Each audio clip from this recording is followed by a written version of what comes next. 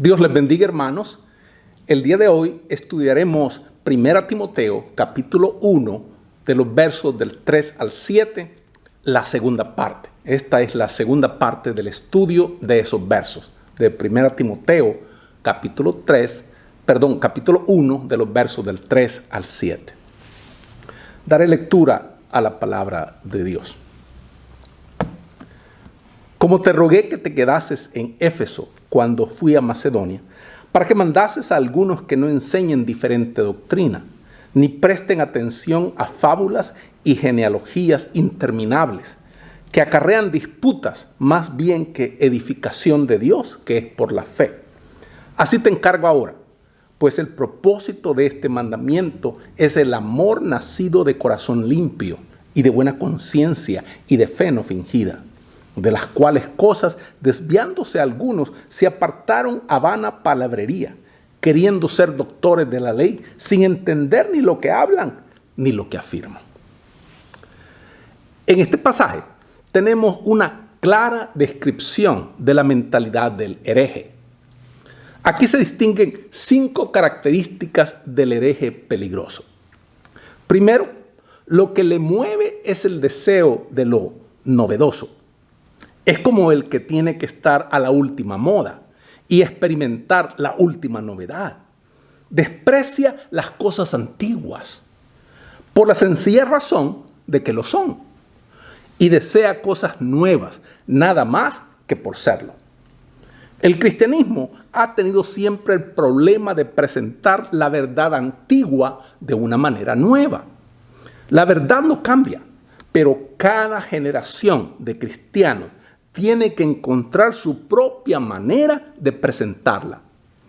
Un maestro y predicador debe hablar a su audiencia en el lenguaje que puede entender. La antigua verdad y la nueva presentación deben ir de la mano. Segundo, exalta la mente a expensas del corazón. Su concepción de la religión es que la religión, en el buen sentido de la palabra, es especulación y no experiencia. El cristianismo no ha exigido nunca que una persona dejara de pensar por sí misma, pero sí exige que su pensamiento esté dominado por una experiencia personal con Jesucristo. Tercero, se dedica a la discusión en lugar de dedicarse a la acción. Está más interesado en la discusión rebuscada que en la edificación efectiva de la familia de la fe. Olvida que la verdad no es solamente lo que una persona acepta con la mente, sino también la verdad es algo que se traduce en acción. Hace mucho se trazó una comparación entre los griegos y los judíos. A los griegos les encantaba la discusión como tal. No había nada que les gustara más que sentarse en un grupo de amigos y entregarse a una serie de acrobacias mentales y gozar del estímulo del paseo mental. Pero no estaban especialmente interesados en llegar a conclusiones, ni en desarrollar un principio de acción. Al judío también le gustaba la discusión, pero quería llegar siempre a una decisión que exigiera acción. Siempre hay peligro de herejía cuando caemos en la fascinación de las palabras y olvidamos las obras, porque las obras son piedra de toque por la que se comprueba todo argumento. Cuarto, la mueve la arrogancia y no la humildad. Mira despectivamente a la gente sencilla, el hereje. Mira despectivamente a la gente sencilla que no puede seguir sus vuelos de especulación intelectual. Considera a los que no pueden llegar a comprender sus conclusiones como necios ignorantes. El cristiano tiene que combinar de alguna manera una certeza inamovible con una humildad amable. Quinto, es culpable el hereje de dogmatismo sin conocimiento. No sabe realmente de lo que está hablando, ni entiende realmente el significado de las cosas sobre las que dogmatiza. Lo raro de la discusión religiosa es que todo el mundo se cree con derecho a expresar dogmáticamente su opinión. En todos los otros terrenos se exige que la persona tenga un cierto conocimiento básico antes de establecer una ley. Pero hay algunos que dogmatizan acerca de la Biblia y su enseñanza, aunque no han tratado nunca de descubrir qué han dicho los expertos en el lenguaje y en la historia. Bien puede ser que la causa cristiana haya sufrido más por el dogmatismo ignorante que por ninguna otra causa. Cuando pensamos en las características de los que estaban turbando a la iglesia de Éfeso, podemos ver que sus descendientes siguen entre nosotros. Continuemos. De la misma manera que este pasaje traza el retrato del pensador que causa problemas en la iglesia, también lo traza del verdadero pensador cristiano. También él tiene 5 características. Primero, su pensamiento se basa en la fe. La fe quiere decir tomarle a Dios la palabra. Quiere decir creer que Dios es como Jesús nos lo ha dicho, como Jesús nos lo mostró. Es decir, parte de la base de que Jesucristo nos ha dado la plena revelación de quién es Dios.